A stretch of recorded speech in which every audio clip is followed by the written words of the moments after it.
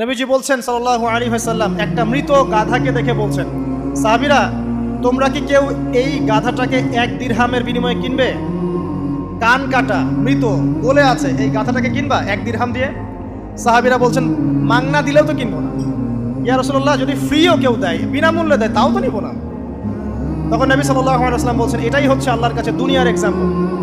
ওই মৃত গাধা তোমাদের কাছে যতটা না ইম্পর্টেন্ট, যতটুকু মূল্য রাখে, আল্লাহর কাছে এই দুনিয়া তার চেয়েও কম মূল্য রাখে। তো এই দুনিয়াতে তো সব ফয়সালা হবে না। আমরা তো হতাশ হয়ে যাই না যে দুনিয়াতে এমন কেন, এটা কেন, ওইটা কেন। দুনিয়া এটারই জায়গা। দুনিয়া সব কিছুর কনক্লুশনের জায়গা না, সব কিছুর পরিসমাপ্তির জায়গা হচ্ছে কিয়ামতের মাঠ। ওই দিন যে সফল সে সফল, যে ব্যর্থ সে ব্যর্থ। দুনিয়ার বাড়ি গাড়ি, স্ট্যাটাস, চাকরি বাকরি, ইজ্জত সম্মান, এটা সাফল্য ব্যর্থতার মানদণ্ড নয়, চূড়ান্ত মানদণ্ড নয়। চূড়ান্ত মানদণ্ড কি? ফামান যুহজিহা আনিন নার ওয়া উদখিলাল জান্নাহ ফাকাদ ফাজ। যাকে জাহান্নাম থেকে বাঁচানো হবে, জান্নাতে প্রবেশ করানো হবে, পুলসিরাত পার হতে পারবে, এই একমাত্র ব্যক্তি সফল। সাফল্যের সংজ্ঞাটা জেনে রাখবেন, তাহলে আপনি দুনিয়াতে হতাশ হবেন না ইনশাআল্লাহ। এবার কি হলো, যখন আদম আলাইহিস সালাম সমস্ত নাম শিক্ষা দেওয়া সমস্ত নাম বলে দিলেন, এখানে নাম মানে কিন্তু খালি নাম নয়, জ্ঞান বলে দিলেন, তখন আল্লাহ রাব্বুল আলামিন ফেরেশতাদেরকে বললেন, তোমরা সবাই এখন আদমকে সিজদা করো। ওয়া ইয কুলনা লিল মালাইকাতি ইসজুদু লি আদম। আল্লাহ পাক এবার বলছেন, আমি সমস্ত মালায়েকাকে বললাম তোমরা আদমকে সিজদা করো। ফাসাজাদু, সবাই সিজদা করলো, ইল্লা ইবলিস, ইবলিস সিজদা করলো না। কেন করলে না? ইবলিসকে বলা হচ্ছে, ইয়া ইবলিস মা মানাকা আল্লা তাসজুদা ইয আমারতুক। তোমাকে কে নিষেধ করলো সিজদা করতে ওই আদমকে, যাকে আমি আদেশ করেছি? কে নিষেধ করলো? তখন ইবলিস বলছে, খলাকতানি মিন নার ওয়া খলাকতাহু মিন তিন। আমাকে সৃষ্টি করেছেন আগুন দিয়ে, আর আদমকে সৃষ্টি করেছেন মাটি দিয়ে, আমি কিভাবে তাকে সিজদা করতে পারি? ইবলিস বলতে চাইলো যে আপনি যে বলছেন আদমকে সিজদা করো, আদম তো মাটির তৈরি, আমি তো আগুনের তৈরি, তাহলে আপনি ভুল বলছেন। নাউজুবিল্লাহ। আগুন কেন মাটির সামনে নত হবে? মাটি আগুনের সামনে নত হওয়া উচিত। তার কেয়াস হচ্ছে এমন। কেয়াস মানে কি? তার এটা কি?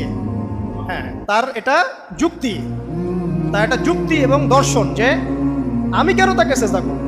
আমি তো আগুনের তৈরি, আর আদম হচ্ছে মাটির তৈরি। তো খলাকতাহু মিন নার ওয়া খলাকতানি মিন তিন, খলাকতানি মিন নার ওয়া খলাকতাহু মিন তিন। আমাকে সৃষ্টি করেছেন আগুন দিয়ে, আদমকে সৃষ্টি করেছেন মাটি দিয়ে।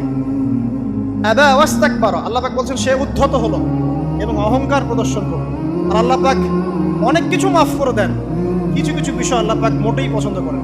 তার মধ্যে একটা হচ্ছে অহংকার, তার মধ্যে একটা হচ্ছে শিরক, তার মধ্যে একটা হচ্ছে অন্যের হক নষ্ট করা, তার মধ্যে একটা হচ্ছে আদম সন্তানকে হত্যা করা, তার মধ্যে একটা হচ্ছে বৃদ্ধ বয়সে ব্যভিচার করা, তার মধ্যে একটা হচ্ছে মুরতাদ হয়ে যাওয়া। ওই যে খ্রিস্টান হয়ে যাচ্ছেন না, খালি মরেন তারপর বুঝবেন, খালি মালাকুল মউত আসুক তারপর বুঝবেন। আল্লাহ রাব্বুল আলামিন বলছেন তার রাসূলের মাধ্যমে, কেউ যদি সাক্ষ্য দেয় আল্লাহ ছাড়া কোনো মাবুদ নাই, মুহাম্মদ সাল্লাল্লাহু আলাইহি ওয়াসাল্লাম শেষ নবী, ঈসা ইবনে মারইয়াম আল্লাহর প্রেরিত নবী, আল্লাহর পুত্র নন, জান্নাত সত্য এবং জাহান্নাম সত্য, এই 5টা বিষয় যদি কেউ সাক্ষ্য দেয়, ইনশাআল্লাহ সে জান্নাতে যাবে, তার আমল যেমনই হোক না কেন। টাকার বিনিময়ে, চাকরির বিনিময়ে, সমাজ সেবার নামে আর চিকিৎসার নামে ঈমান বিক্রি করে ফেললেন। সুবহানাল্লাহ, সুবহানাল্লাহ। তোমাদের এই পৃথিবীতে বেঁচে থাকার চাইতে মাটির তলে চলে যাওয়া ভালো। আবর্জনার কোনো প্রয়োজন নাই আল্লাহর এই জমিনে। এই মুসলিম উম্মার আবর্জনার কোনো প্রয়োজন নাই। এই মুসলিম উম্মার ইমানদার সাহসী তরুণ প্রজন্মের দরকার। আল্লাহ পাক কবুল করুন, আমিন। এরপরে কি হলো? ইবলিস সিজদা করলো না, আবা ওয়াস্তাকবার, সে উদ্ধত হলো এবং অহংকার প্রদর্শন করলো। এবার আল্লাহ পাক জিজ্ঞাসা করলেন, কেন করলে না? কেন করলে না? সে বললো যে আগুন দিয়ে সৃষ্টি করেছেন আমাকে, তাকে সৃষ্টি করেছেন আপনি মাটি দিয়ে, সো আপনি ভুল, আমি সঠিক, আমি কেন তাকে সিজদা করব? আল্লাহ পাক তখন আর তার প্রতি রহম করলেন না। আল্লাহ পাক তখন তাকে বলছেন, ফাখরুজ মিনহা, এখান থেকে বেরো। আল্লাহ পাক যেমন গফুর রহিম, আরহামুর রহিমিন, ঠিক তেমনি আল্লাহ পাক শাদীদুল ইকাব, কঠিন শাস্তিদাতাও বটে। আল্লাহ পাক শুধু কি দয়াই করবেন, শাস্তি দিবেন না? দিবেন। ফাখরুজ, অপদস্থ হয়ে, লাঞ্ছিত হয়ে এখান থেকে বের হয়ে যাও। এখানে অহংকার করার অধিকার তোমাকে দেওয়া হয় না, এখান থেকে বের হয়ে যাও। এবার ইবলিস বের হয়ে যাচ্ছে। বের হয়ে যাওয়ার সময় ইবলিস বলছে রব্বি। কি বলছে? রব্বি। দেখেন, ইবলিস আল্লাহকে বলছে রব্বি, মানে ইবলিস আস্তিক, ইবলিস কি আস্তিক ইবলিস আল্লাহ বিশ্বাস করে। ইবলিস বলছে রব্বি, হে আমার রব, আনজিরনি ইলা ইয়াউমি ইউবআসুন, আমাকে কিয়ামত দিবস পর্যন্ত অবকাশ দেন। আমাকে তো বের করে দিচ্ছেন, ঠিক আছে, আমাকে কিয়ামত দিবস পর্যন্ত অবকাশ দেন। শব্দ চয়ন হচ্ছে রব্বি, হে আমার রব, মানে ইবলিস কিন্তু নাস্তিক না। তাহলে এখন যারা এই যে এথিজমে বিশ্বাস করছেন, আসলে এরা কেউ নাস্তিক না, এরা ইসলাম বিদ্বেষী। কখনো দেখবেন না তাদেরকে অন্য ধর্মের কোনো বিষয় নিয়ে কটু মন্তব্য করছে, প্রশ্ন উত্থাপন করছে, এমনটা খুব কমই দেখবেন। এতে যত মাথা ব্যথা ইসলাম নিয়ে। এখানে দেখেন ইবলিসের কথা বলছি, ইবলিস কিন্তু আস্তিক। ইবলিস কি বলছে? রব্বি আনজিরনি ইলা ইয়াউমি ইউবআসুন, হে আমার রব। ইবলিস জানে যে আল্লাহ তার রব। ওই যে সূরা হাশরের শেষের দিকে পড়ে দেখবেন ইবলিস বলে উকফুর, তোমরা কুফরি করো। তারপরে মানুষ যখন কুফরি করে সে বলে আমি ইন্নী আখাফুল্লাহ রাব্বাল আলামিন, আমি আল্লাহকে ভয় করি যে জগৎ সমূহের প্রতিপালক। শয়তানকে মানুষকে জিজ্ঞাসা করবে জাহান্নামীরা, তুমি আমাদেরকে পথভ্রষ্ট করেছে। শয়তান বলবে আমি কিচ্ছু করি নাই, আমি তোমাদেরকে কোনো কাজে ফোর্স করি নাই, আমি শুধু তোমাদেরকে ওয়াসওয়াসা দিয়েছি, তোমরা নিজেরাই কাজ করছো। ফালা তালুমুনি ওয়ালুমু আনফুসাকুম, সূরা ইব্রাহিম পড়ে দেখেন। শয়তান বলবে তোমরা আমাকে লানত করো না, নিজেদেরকেই লানত করো, আমি তো তোমাদেরকে বাধ্য করে কাজ করাই নাই, তোমরা নিজেরাই করেছো এই কাজ। আসুন সামনে যাই। এবার আল্লাহ পাক যখন ইবলিসকে বের করে দিলেন, সে বলছে আমাকে কিয়ামত পর্যন্ত অবকাশ দিন। কিয়ামত পর্যন্ত অবকাশ নিয়ে ইবলিস কি করবে? উত্তর, ইবলিস বলছে ফাবিমা আগওয়াইতানি, হে আল্লাহ, যে কারণে বা যে আদমের কারণে আপনি আমাকে এখান থেকে বের করে দিলেন, লাআকউদান্না লাহুম সিরাতাকাল মুস্তাকিম, আমি সে আদম সন্তানের সরল পথে ওত পেতে বসে থাকব। শয়তানের কথা কি মনে থাকবে যুবক ভাইরা? শয়তানের চ্যালেঞ্জ কি? আমি আদম সন্তানের সরল পথে ওত পেতে বসে থাকবো, মানে আমার আপনার সবার পথে সে ওত পেতে বসে আছে। এটা যদি মাথায় থাকে তাহলে জীবনে চলা সহজ হয় না? আর কি করবো?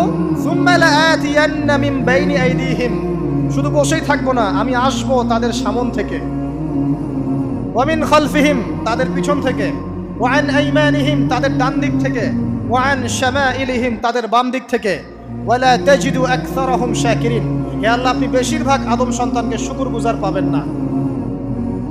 কার কথা? শয়তানের এই কথাটা কি সত্য না মিথ্যা? এখন বেশিরভাগ লোক নামাজ পড়ে না পড়ে না? পড়ে। বেশিরভাগ মুসলিমের দাড়ি আছে না নাই?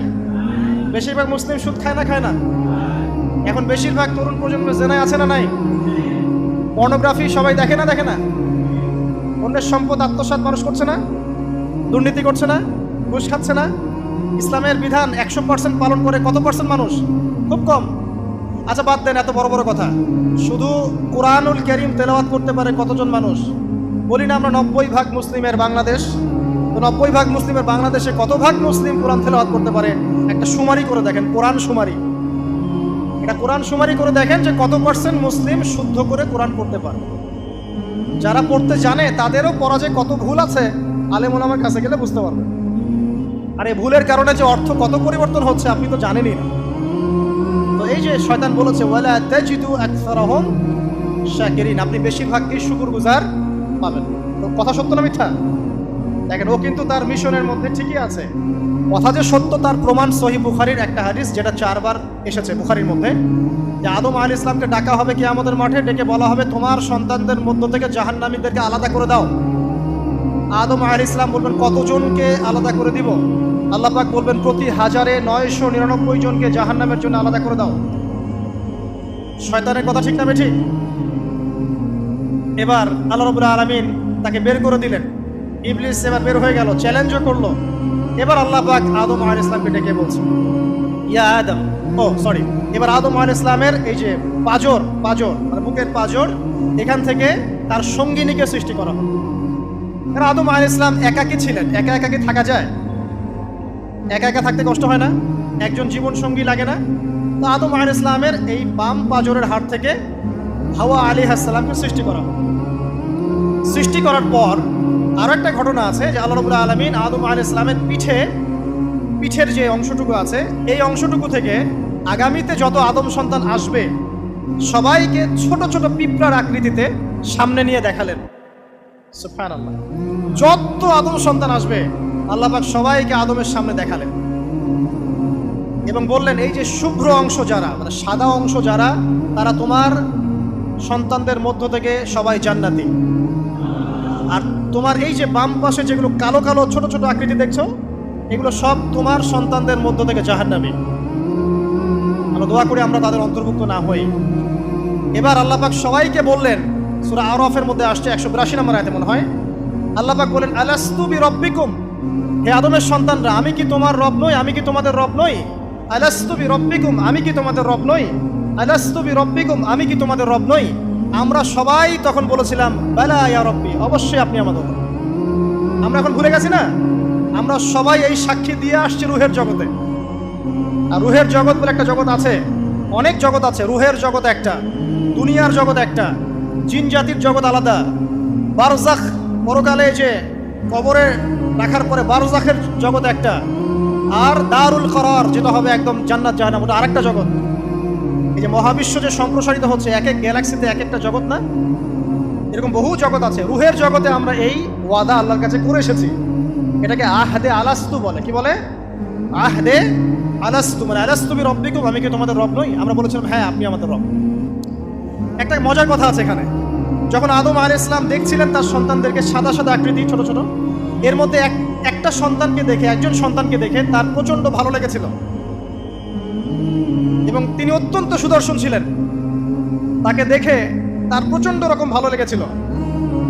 আল্লাহ পাককে তিনি জিজ্ঞাসা করলেন, হে আল্লাহ, আমার সন্তানদের মধ্যে কে, এই সুন্দর সন্তান কে? আল্লাহ পাক বললেন, সে হচ্ছে তোমার সন্তান দাউদ। কি নাম? দাউদ আলাইহিস সালাম। আর আপনাকে বলে রাখি, আদম আলাইহিস সালামের ব্যাপারে যেমন আল্লাহ পাক বলেছেন আদম আমার খলিফা, ঠিক দাউদ আলাইহিস সালাম সম্পর্কেও আল্লাহ পাক বলেছেন দাউদ আমার খলিফা। বুঝতে পারলেন? কোথায় আছে? সূরা সাদ পড়ে দেখেন। ঠিক আদম আলাইহিস সালাম সম্পর্কে আল্লাহ পাক বলেছেন না যে আমি পৃথিবীতে খলিফা পাঠাচ্ছি, ঠিক দাউদ আলাইহিস সালাম সম্পর্কেও আল্লাহ পাক বলেছেন দাউদ আমার খলিফা। ইয়া দাউদ ইন্না জাআলনাকা খলিফাতান ফিল আরদ ফাহকুম বাইনান নাসি বিল হক ওয়া লা তাত্তাবি'ল হাওয়া। আয়াতটা পড়ে দেখবেন, ওইদিকে আমি পরে আসছি। তো ওই সন্তানকে দেখে তার এত ভালো লাগলো, আল্লাহর কাছে তিনি জিজ্ঞাসা করছেন, হে আল্লাহ, আমার এই সন্তানের হায়াত কত? আল্লাহ পাক বলছেন, তোমার এই সন্তানের হায়াত হচ্ছে 60 বছর। কত বছর? 60 বছর। আর আমাদের উম্মতে মুহাম্মাদের কিন্তু গড় আয়ু এরকম 60-65, এর বেশি না গড় আয়ু। তখন আদম আলাইহিস সালাম বলেন, আল্লাহ, আমার হায়াত থেকে তাকে 40 বছর দিয়ে দাও। আমার হায়াত থেকে তাকে 40 বছর দিয়ে দাও। আল্লাহ পাক তাকে 40 বছর দিয়ে দিলেন। তাই আদম আলাইহিস সালামের 1000 বছর হায়াত হয়ে গেল 960 বছর, আর দাউদ আলাইহিস সালামের 40 বছর হায়াত হয়ে গেল 100 বছর। এখন আসেন এই জায়গায় যে আদম আলাইহিস সালাম এবং দাউদ আলাইহিস সালাম দুইজনকে আল্লাহ পাক কি বলেছেন? খলিফা। খলিফা কে? খলিফা কাকে বলে? এটা একটু শুনে নি ছোট্ট করে। সূরা সাদ পড়বেন 24 কি 26 নম্বর আয়াত। আল্লাহ পাক বলছেন, ইয়া দাউদ, হে দাউদ, খলিফার কাজ কি এটা শোনেন। হে দাউদ, ইন্না জাআলনাকা খলিফাতান ফিল আরদ, নিশ্চয়ই আমি আল্লাহ তোমাকে পৃথিবীতে খলিফা করেছি। কি করেছি? খলিফা করেছি। তোমার কাজ কি?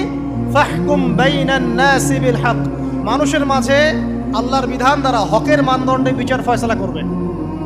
আর আল্লাহর খলিফার দায়িত্ব কি? আল্লাহর বিধান দ্বারা বিচার ফয়সালা করা। ওয়ালা তাত্তাবি'ল হাওয়া, তুমি নিজের প্রবৃত্তির অনুসরণ করবে না।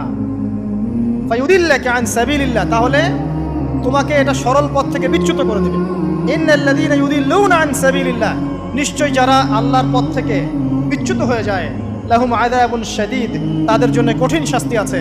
বিমা নাসু ইয়াউমাল হিসাব, এই কারণে যে তারা হিসাবের দিনটা ভুলে গেছে। এই আয়াত থেকে খলিফার ফাংশন বুঝতে পারলেন? খলিফার ফাংশন কি? আপনি যা ইচ্ছা তাই ফয়সালা করবেন, নিজের মন গড়া যা ইচ্ছা রচনা করবেন। ফাহকুম বাইনান নাসি বিল হক, মানুষের মধ্যে হকের মানদণ্ডে বিচার ফয়সালা করুন। হকটা কি জিনিস? আমার দর্শন হক, আমার ফিলোসফি হক, আমার যুক্তি, আমার বিজ্ঞান, এগুলোই হকের মানদণ্ড। হকের মানদণ্ড কি? কোথায় উত্তর আছে? কোরআনেই উত্তর আছে। কোন সূরা? সূরা কাহফ। কত নম্বর আয়াত? আয়াত নাম্বার 29। আল্লাহ পাক বলছেন, ওয়াকুলিল হাক্কু মির রাব্বিকুম, হক সেটাই যা তোমার রবের পক্ষ থেকে নাযিল। কথা কি ক্লিয়ার? হক কি জিনিস? যা তোমার রবের পক্ষ থেকে নাজিল হয়। ফামান শাআ ফালইউমিন, যার ইচ্ছা হয় সে স্বীকার করুক। ওয়ামান শাআ ফালইয়াকফুর, যার ইচ্ছা হয় সে অস্বীকার করুক। ইন্না আ'তাদনা লিযালিমিনা নারান, অস্বীকারী জালেমদের জন্য আমি আগুন প্রস্তুত করে রেখেছি। তো এখানে আপনি হকের সংজ্ঞা পেলেন এবং হকের মানদণ্ডে বিচার ফয়সালা করলে পরে খলিফা হয়। যদি আল্লাহ পাকের হকের মানদণ্ডে কেউ ফয়সালা না করে সে আল্লাহর খলিফা নয়, সে শয়তানের খলিফা। কথা কি ক্লিয়ার? আচ্ছা, এখন যদি আপনি বাধ্য হন কোনো ক্ষেত্রে সেটা আলাদা বিষয়, বাধ্য হয়েছেন সেটা আলাদা বিষয়, কিন্তু আকীদা স্পষ্ট থাকতে হবে যে আল্লাহ রাব্বুল আলামিনের বিধান চূড়ান্ত, এর উপর কোনো বিধান নাই। এখন আপনি আদম এবং দাউদ আলাইহিস সালামের মধ্যে একটা সম্পর্ক বুঝতে পারলেন। এবার আল্লাহ পাক আদম আলাইহিস সালামকে ডাকলেন, ডেকে বলছেন, আদম এবং হাওয়া, তোমরা দুজন উসকুন আনতা ওয়া যাওজুকাল জান্নাহ, এবার তুমি আর তোমার স্ত্রী হাওয়া তোমরা জান্নাতে থাকো। ফাকুলা মিনহা রাগাদান হাইথু শি'তুমা, জান্নাতের যেখান থেকে ইচ্ছা তোমরা ফল খাও বা যা ইচ্ছা তাই করো, সবকিছু উন্মুক্ত তোমাদের জন্য জান্নাতে। একটা বিষয়, ওয়ালা তাকরাবা হাদিহিশ শাজারা, এই যে গাছটা দেখছো এই গাছের কাছেও যাবে না। এখানে শব্দ এমন না যে গাছের ফল খাবে না, শব্দ হচ্ছে এমন গাছের কাছেও যাবে না। যেমন ওয়ালা তাকরাবু জিনা, জিনা করবে না আল্লাহ পাক বলেননি, বলেছেন জিনার কাছেও যাবে না। ওয়ালা তাকরাবু মাল আল ইয়াতীম, ইয়াতীমের মাল খাবে না আল্লাহ পাক বলেন নাই, আল্লাহ বলছেন ইয়াতীমের মালের কাছেও যেও না। আমি কি বুঝাতে পারছি? এই গাছের কাছেও যেও না। এবার জান্নাতে তারা থাকতে লাগলেন। এবার ইবলিস তো আর হাল ছেড়ে দেয় নাই, সে কি বলেছিল, ডান বাম সামন পিছন সব দিক থেকে আসবে। সে এসে ওয়াসওয়াসা দেয়। কি ওয়াসওয়াসা দেয়? হে আদম হাল আদুল্লুকা, আমি কি তোমাকে বলে দিব, আলা শাজারাতিল খুলদ ওয়া মুলকিন লা ইয়াবলা, হে আদম আমি কি তোমাকে বলে দিব এমন একটা গাছের কথা যেই গাছের ফল খেলে পরে তুমি চিরস্থায়ী জীবন লাভ করবে, কোনোদিন মারা যাবে না। এই চিরস্থায়িত্বের টোপ দিচ্ছে কে?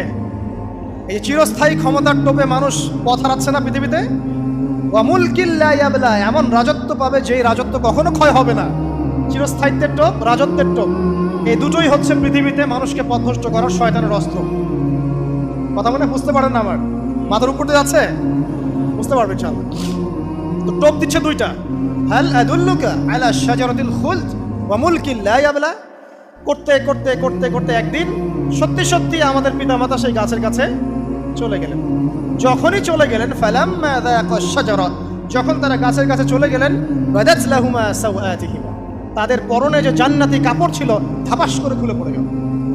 ইন্না লিল্লাহি ওয়া ইন্না ইলাইহি রাজিউন। আমাদের পিতামাতাকে পুরো মহাবিশ্বে ফেরেশতাদের সামনে জান্নাতে নগ্ন করে দিল ইবলিস। আমি মনে বুঝাতে ব্যর্থ হচ্ছি। আমাদের পিতামাতাকে জান্নাতে ফেরেশতাদের সামনে, সবার সামনে নগ্ন করে কাপড় খুলে ফেললো কে? ইবলিস। তো এখন যে কাপড় খোলার সংস্কৃতি চলছে, কারা এরা? ওরা জিন শয়তান, এগুলো মানুষ শয়তান। শয়তান দুই প্রকার, মিনাল জিন্নাতি ওয়ান নাস, জিন শয়তান আর মানুষ শয়তান। ওই জিন শয়তান এদেরকে ওয়াসওয়াসা দিয়ে দিয়ে নগ্ন করেছে। এরা এখন নগ্নতার আন্দোলন শুরু করেছে, এবং আমি জানি কয়দিন পরে এটা বিকিনি পরেও ঘুরবে। অবাক হচ্ছেন? এই আমাদের আলামতের মধ্যে অন্যতম হচ্ছে মানুষ রাস্তার ধারে ধারে জেনা করবে, রাস্তার মনে মনে জেনা হবে। তখন তার সবচেয়ে ভালো মানুষ হবে সেই ব্যক্তি যে গিয়ে বলবে, বাবা তোমরা জেনা করছো, এই দেয়ালের পিছনে গিয়ে করতে পারলা না, সে হবে সবচেয়ে ভালো মানুষ।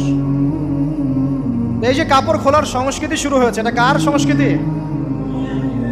বাদাত লাহুমা সাওআতিহিমা। আল্লাহ পাক আরো বলছেন, ইয়া বানি আদম, হে আদম সন্তান, লা ইয়াফতিনান্নাকুমুশ শাইতান, শয়তান যেন তোমাদেরকে ফিতনায় ফেলতে না পারে।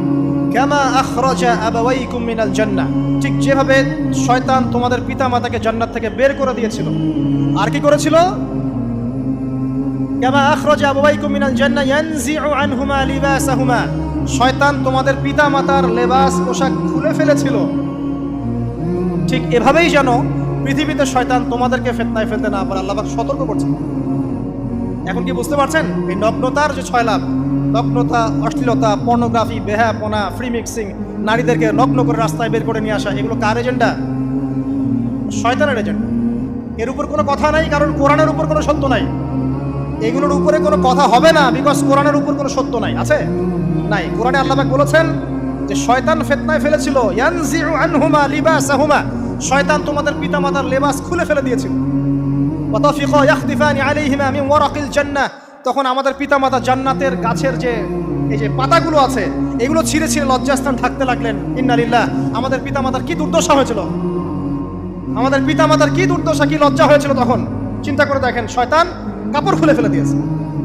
আর আমাদের পিতামাতা, আমাদের মা, আমাদের বাবা জান্নাতের এই যে পাতাগুলো ছিঁড়ে ছিঁড়ে গায়ের লজ্জাস্থান ঢাকা শুরু করেছেন।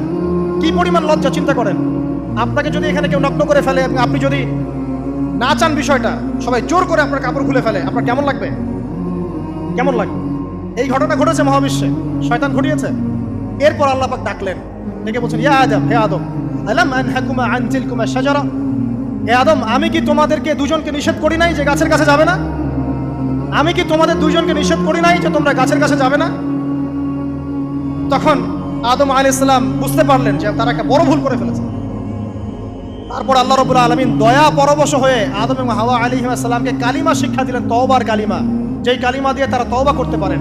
সেই কালিমা হচ্ছে রব্বানা যালামনা আনফুসানা ওয়া ইল্লাম তাগফির লানা ওয়া তারহামনা লানাকুনান্না মিনাল খাসিরিন। এই দোয়া শিখে নিয়ে আদম এবং হাওয়া আলাইহিস সালাম তওবা করলেন। আল্লাহ পাক তাদের তওবা কবুল করে মাফ করে দিলেন। কিন্তু জান্নাতে আর থাকা হলো না। আল্লাহ পাক বলেন, কুল নাহবিতু মিনহা জামিআ, এবার তোমরা সবাই মিলে এখন পৃথিবীতে নেমে যাও। আল্লাহ মাফ করে দিলেন, কিন্তু তোমরা এখন পৃথিবীতে নেমে যাও, জান্নাতে আর থাকা হবে না। খেয়াল করে দেখেন, ইবলিসও আল্লাহর আদেশ মানে নাই। আল্লাহ বলেছেন সিজদা করো, ইবলিস কিন্তু করে নাই।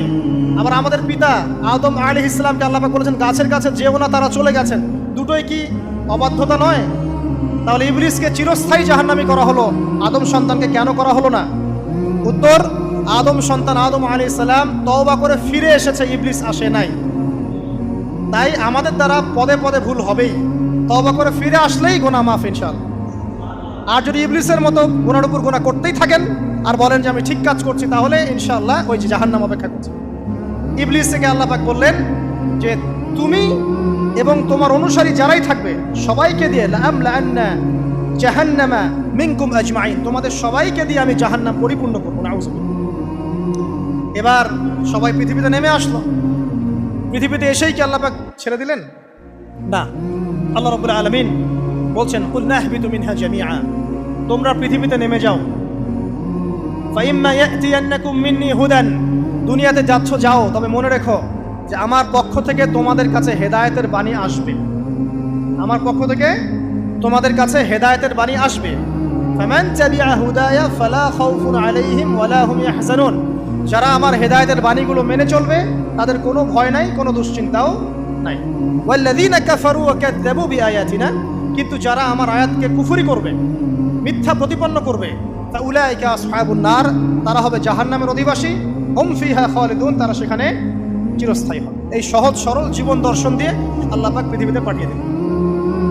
এবার শুরু হলো পৃথিবীতে পথ চলা। পৃথিবীতে পথ চলার ক্ষেত্রে অনেক কিছু সৃষ্টি করতে হলো, আবিষ্কার, কৃষিকাজ, এটা ওটা সবকিছু। আদম আলাইহিস সালামকে আল্লাহ পাক সেই জ্ঞান ওহীর মাধ্যমে শিক্ষা দিলেন। কৃষিকাজ আল্লাহ পাক শিক্ষা দিয়েছেন, চাকা সৃষ্টি করা আল্লাহ পাক শিক্ষা দিয়েছেন, বাহন সৃষ্টি করা আল্লাহ পাক শিক্ষা দিয়েছেন।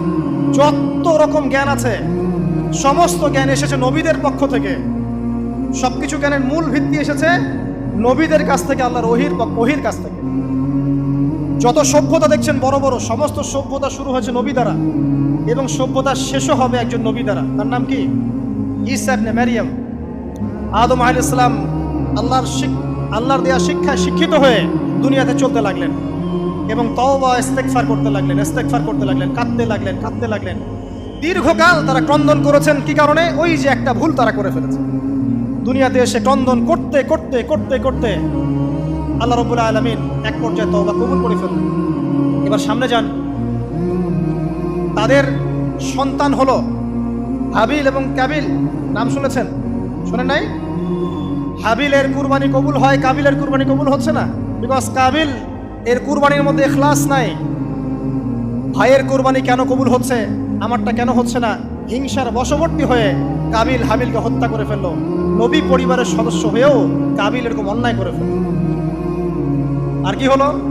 রাসূল সাল্লাল্লাহু আলাইহি সাল্লাম বলেছেন, পৃথিবীতে যত মানুষ অন্যায়ভাবে নিহত হবে, পৃথিবীতে যত মানুষ অন্যায়ভাবে খুন হবে, সমস্ত খুনের পাপের একটা অংশ কাবিলের আমলনামায় যুক্ত হবে। কারণ সেই প্রথম খুন চালু করেছে। এই যে আজকে গুনাহে জারিয়া চালু করছেন না, সুদী এনজিও, সুদী সমিতি, সিনেমা হল, এইটা ওইটা, মদের বার, যত গুনাহে জারিয়া চালু করছেন, মৃত্যু হবে, কবরও যাবেন ঠিকই, কিন্তু গুনাহ কমবে না ইনশাআল্লাহ। মনে করেন একজন নগ্ন ছবিতে অভিনয় করেছে, ঠিক আছে, এখন নাই পৃথিবীতে, বা কেউ অশ্লীল গান বাজনা করে দুনিয়া থেকে বিদায় নিয়েছে, দুনিয়াতে তার গান এখনো বাজছে, সে কবরে শুয়ে শুয়েই সেই গুনাহগুলো পাচ্ছে। ঠিক আপনি যদি এখন ভালো কোনো কাজ করেন, দিনই কোনো ভালো কাজ করেন, মসজিদ হোক, মাদ্রাসা হোক, এতিমখানা হোক, বিধবাদের কোনো প্রকল্প হোক, বৃদ্ধাশ্রম হোক, মানবতার কোনো কল্যাণমূলক কাজ হোক, মৃত্যুর পরেও ইনশাল্লাহ আপনি নেকি পেতে থাকবেন। সদকায়ে জারিয়া আর গুনাহে জারিয়া ভালো করে বুঝবেন। একটা গুনাহ করে মাফ নেওয়া আলাদা বিষয়, আর গুনাহ চলতে থাকাটা আরেকটা বিষয়। আল্লাহ আমাদেরকে হেফাজত করুন, আমিন। নবী পরিবার এগিয়ে গেল এবং তাদের সময়ে তারা শুধু ক্রন্দন করেছেন, ইবাদত করেছেন, আল্লাহর কাছে ইস্তেগফার করেছেন এবং ওই যে জান্নাতে ফিরে যাওয়ার জন্য তারা আপ্রাণ চেষ্টা করেছেন। এক পর্যায়ে আদম আলাইহিস সালামের বয়স যখন 960 বছর হলো, আল্লাহ রাব্বুল আলামিন তাকে ওফাত দিলেন, তার ইন্তেকাল হয়ে গেল। ইন্না লিল্লাহি ওয়া ইন্না ইলাইহি রাজিউন। এরপরেও নবী পরিবার চলতে লাগলো, চলতে চলতে পরবর্তীতে আসলেন নূহ আলাইহিস সালাম, তারপরে ইব্রাহিম, আদ জাতি, তারপর সামুদ, তারপরে শুআয়ব, কওমে মাদিয়ান, মূসা, দাউদ, সুলাইমান, ইসহাক, ইয়াকুব। নবী পরিবার চলতেই লাগলো। এক পর্যায়ে ঈসা আলাইহিস সালামের পরে মুহাম্মদ সাল্লাল্লাহু আলাইহি ওয়াসাল্লামের মধ্য দিয়ে নবীদের সিলসিলা আল্লাহ পাক শেষ করে দিলেন। এভাবেই সভ্যতা এগিয়ে গেছে, এভাবেই আমাদের পিতামাতার হাত ধরে জ্ঞান পৃথিবীতে এসেছে এবং ওই যে শয়তানের মিথ্যা প্রলোভন, প্রতারণা, এর ফলশ্রুতিতে ওই যে আমাদের পিতামাতার গা থেকে কাপড় খুলে পড়লো, আল্লাহ পাক রাগান্বিত হয়ে সবাইকে দুনিয়াতে নামিয়ে দিলেন, ইবলিসকে চিরস্থায়ী জাহান্নামী ঘোষণা করলেন। কিন্তু আমাদের পিতামাতার ক্রন্দন, তওবা, ইস্তেগফার, আমলের বদৌলতে, আল্লাহর রহমতে আল্লাহ পাক পিতামাতাকে মাফ করে দিলেন। এভাবেই মানব জাতি এগিয়ে যাচ্ছে। আজকে আমরা এই পর্যায়ে পর্যন্ত এসেছি। আদম আলাইহিস সালামের এই সংক্ষিপ্ত জীবনী থেকে আমরা কি শিখলাম? আমরা শিখলাম যে আল্লাহ রাব্বুল আলামিন অনেক ভালোবেসে, অনেক মহব্বত করে, মমতা দিয়ে, মায়া দিয়ে নিজের হাতে আমাদের পিতাকে সৃষ্টি করেছে। এক, দুই, আমাদের পিতাকে আল্লাহ রাব্বুল আলামিন তার পক্ষ থেকে জ্ঞান শিক্ষা দিয়েছেন। এই কারণে আদম সন্তানরা জন্ম থেকেই দেখবেন কিছু না কিছু জ্ঞানী হয়েই থাকে। জ্ঞান আপনার ডিএনএর মধ্যে থাকেই। আল্লাহ রাব্বুল আলামিন আদম আলাইহিস সালামের মধ্যে রূহ ফুঁকে দিয়েছেন। আল্লাহ রাব্বুল আলামিন আদম আলাইহিস সালামকে জান্নাতে রেখেছেন। আল্লাহ রাব্বুল আলামিন গাছের কাছে যাওয়ার পরেও তওবা ইস্তেগফারের মধ্য দিয়ে তাকে মাফও করে দিয়েছেন। আল্লাহ রাব্বুল আলামিন আদম এবং হাওয়া আলাইহিস সালামের মধ্য দিয়ে এই পৃথিবীতে মানব জাতির সিলসিলা অব্যাহত রেখেছেন এবং কিয়ামত পর্যন্ত যত আদম সন্তান আসবে তাদের জন্য আল্লাহ পাক তার পক্ষ থেকে হেদায়েত প্রেরণ করেছেন। এক যুগে তাওরাত এসেছে, কখনো জাবুর, কখনো ইনজিল, কখনো কোরআন, সর্বশেষ টেস্টামেন্ট হিসেবে কোরআন এসেছে। এখন যদি এই ওহীর বাণী, কোরআন এবং এর ব্যাখ্যা হাদিস আমরা মেনে চলি, ইনশাআল্লাহ তাআলা আমরা আবার সেই জান্নাতে ফিরে যাব যেখান থেকে আমাদেরকে নামিয়ে দেওয়া হয়েছে। আর যদি আমরা কোরআন এবং হাদিস বা আল্লাহর ওহীর পরোয়া না করি, এর আলোকে জীবন না করি, তাহলে ওই ইবলিসের সাথেই আমাদেরকে জাহান্নামে থাকতে হবে। নাউযুবিল্লাহ। আল্লাহ রাব্বুল আলামিন আমাদের সবাইকে কোরআন এবং সুন্নাহ, আল্লাহর ওহী মেনে চলার তৌফিক দান করুন এবং ইবলিসের খপ্পর থেকে আল্লাহ পাক আমাদেরকে বাঁচিয়ে রাখুন। ইবলিসের যত এজেন্ট আছে, ওদের যে দুরভিসন্ধি, ষড়যন্ত্র এবং শয়তানি ফাঁদ, এগুলো থেকে আল্লাহ পাক আমাদেরকে, আমাদের মা বোনদেরকে, আমাদের পরিবারের সদস্যদেরকে, আমাদের সমাজকে, রাষ্ট্রকে আল্লাহ পাক হেফাজত করুন, বাঁচিয়ে রাখুন। আমিন।